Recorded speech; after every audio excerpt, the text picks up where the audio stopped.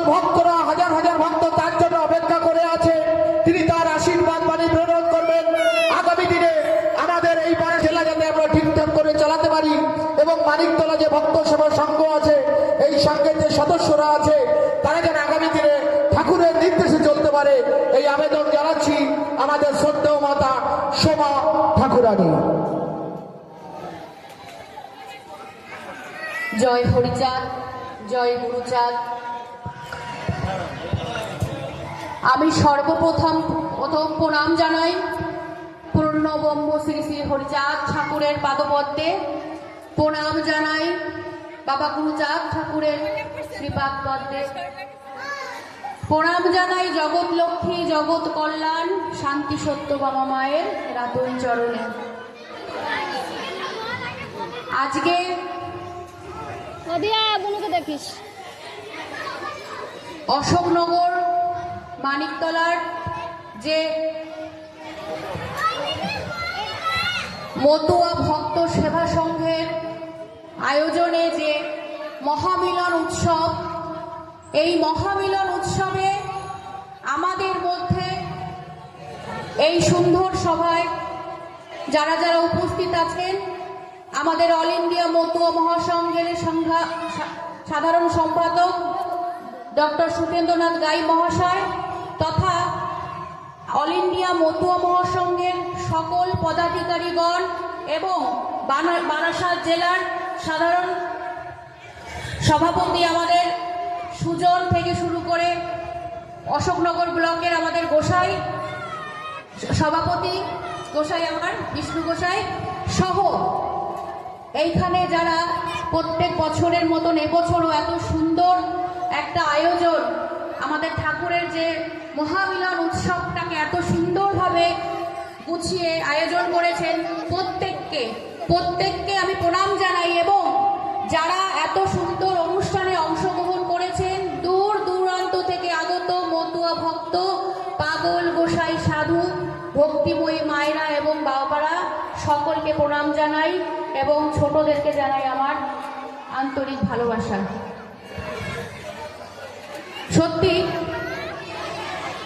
এই সম্মেলনে যাচ্ছি, এই মহোৎসবে যাচ্ছি, এই মানুষদের, এই ভক্তদের দেখে আমার সেই মনে পড়ে যায়, যদিও এই যুগের মানুষ আমরা, কিন্তু আমি মনে মনে ভাবি আমার হরিচাঁদ ঠাকুরের যখন আবির্ভাব হয়েছিল এবং তিনি যখন দেখলেন এই পিছিয়ে পড়া, নিপীড়িত, লাঞ্ছিত, বঞ্চিত মানুষের অবস্থান, যে কি অসহায়, তাদের কোনো ধর্মের অধিকার ছিল না, শিক্ষার অধিকার ছিল না, কোনো কিছুর কোনো অধিকার ছিল না, সেই অধিকার আমার হরিচাঁদ ঠাকুর এই সমাজকে তুলে দিয়েছেন।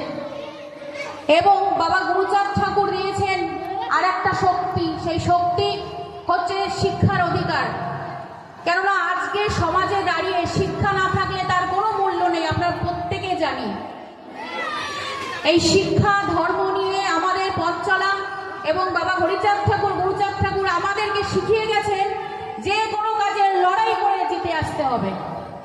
এই লড়াই আমাদের সেই পূর্বপুরুষ অর্থাৎ হরিগুরুচাঁদ ঠাকুরের আগের থেকে শুরু হয়ে গেছে আমাদের জীবনের লড়াই, এবং আগামীতেও চলবে। আমরা এখনো বাঁচতে গেলে প্রত্যেকটা ক্ষেত্রে আমরা লড়াই করে চলেছি তো প্রত্যেকটা সব কিছুতে। তাই আমি বলবো, আমার পূর্ববর্তী বক্তা, আমার অল ইন্ডিয়া মতুয়া মহাসংঘের সাধারণ সম্পাদক অত্যন্ত মূল্যবান অনেক কথা আমাদেরকে বলেছেন, যেগুলো অনেক অজানা ছিল, আমরা জানি না। আমরা মহোৎসব করি, অনুষ্ঠান করি, আমরা এসে ঠাকুরের নাম করলাম, প্রসাদ খেলাম, বাড়ি চলে গেলাম। এটা কিন্তু আমাদের ঠাকুর এটা বলেনি। আমাদের কি বলেছে? হাতে কাম করো, মুখে নাম করো। এবং এই যে ঠাকুরের আদর্শ, আজকে আমরা এত সুন্দরভাবে সমাজের বুকে চলছি, কার কৃপাতে? শ্রী হরিচাঁদ ঠাকুর, বাবা গুরুচাঁদ ঠাকুরের আশীর্বাদে। সুতরাং আমাদের পরবর্তী জেনারেশন, আমরা তো যেভাবে পারি আমাদের দিন চলে যাচ্ছে, কিন্তু পরবর্তী জেনারেশনকে আমাদের সেই ঠাকুরের আদর্শগুলোকে একটু একটু করে তাদের মধ্যে দিতে হবে। না দিলে তারা কোনোদিন কোনো কিছু জানতে পারবে না। আজকে দেখুন তো, যখন দেশ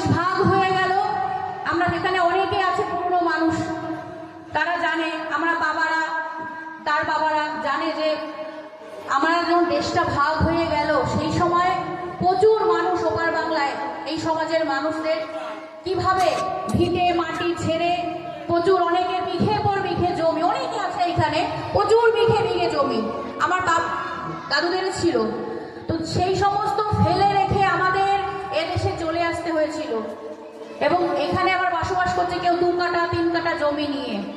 তাই তো কতটা অসহায় আমরা এই দেশে যখন ওদেশ থেকে এসেছি, এই দেশে সত্যি আমাদের মনে কত কষ্ট। কেউ কি নিজের জায়গা ফেলে অন্য জায়গায় যেতে চায়, কিন্তু আমাদের পরিস্থিতির শিকার হয়ে আমাদের আসতে হয়েছিল এখানে এবং আমরা এখানে বসবাস করছি।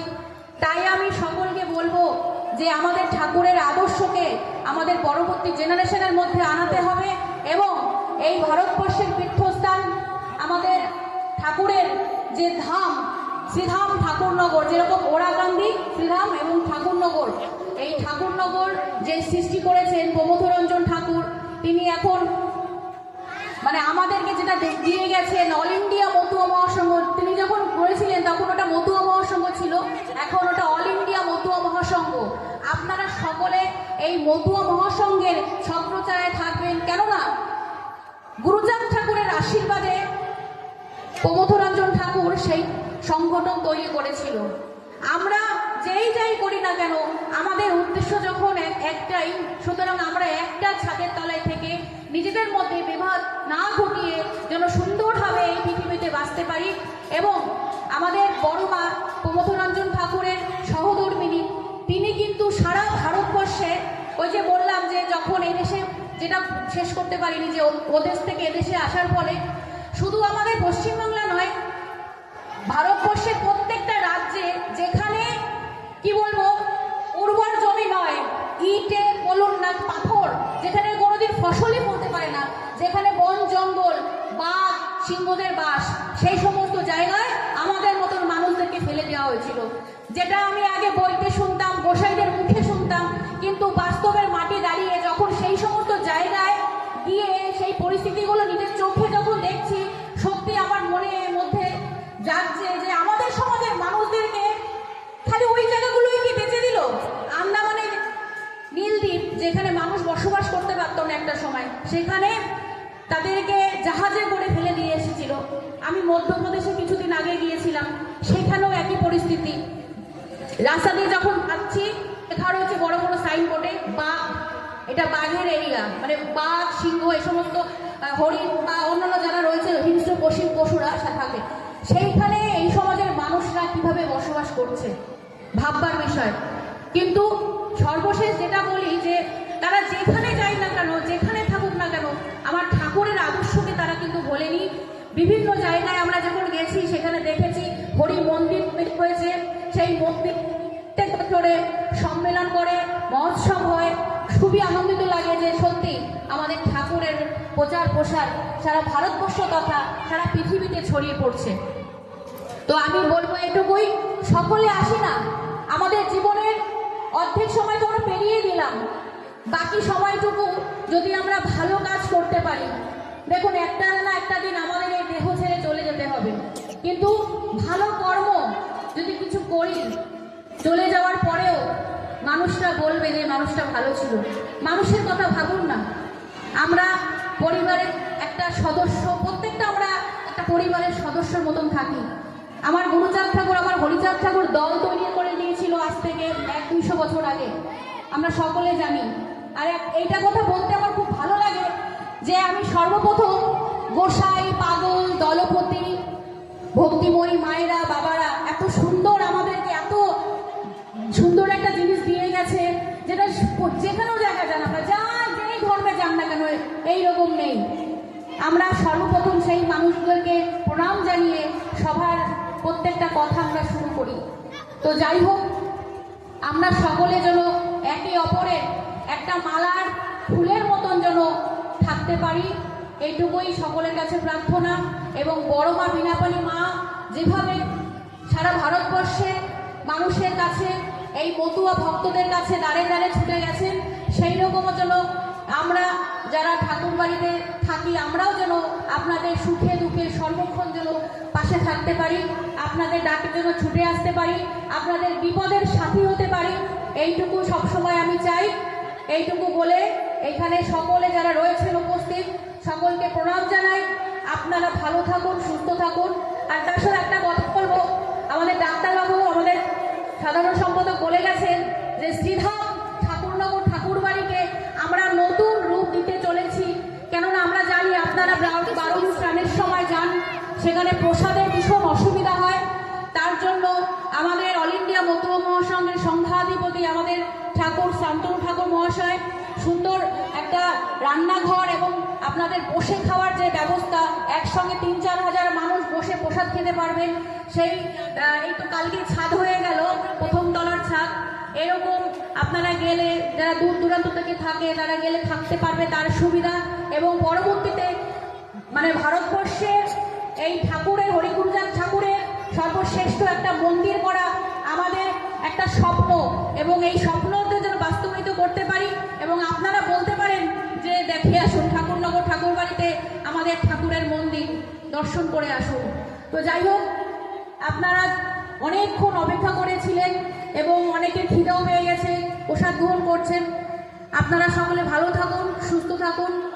আপনাদের আশীর্বাদের হাত যেন সবসময় আমাদের মাথায় থাকে। এইভাবে যেন আমরা যতটা জীবন আছে এইভাবে কাটিয়ে যেতে পারি। এইটুকু বলে আমি সকলকে একবার প্রণাম জানিয়ে আমার কথা শেষ করছি। জয় হরিচাঁদ, জয় গুরুচাঁদ, জয় মতুয়া ভক্তবৃন্দের জয়। হরি বল। জয় জয় শান্তি হরি প্রেমানন্দ। একবার হরি হরি ধ্বনি বলো মন। আমরা মায়ের যে আশীর্বাদ বাণী, এই আশীর্বাদ বাণী প্রত্যেকে